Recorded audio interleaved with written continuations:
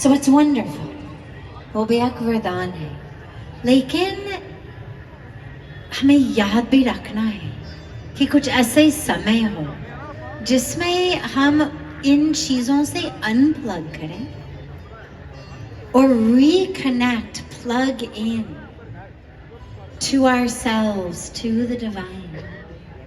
And this arti is that time.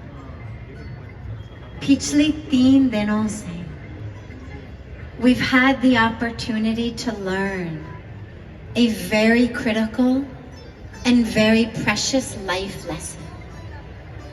20 तारीख को was World Happiness Day.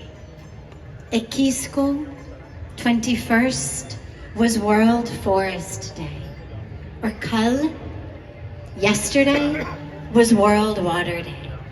Or at each day we spoke about happiness, about forests, about water. But as we look back on those 3 days, what we realize is how interlinked and interconnected they are.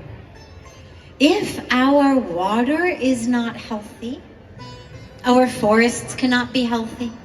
If there's no water to irrigate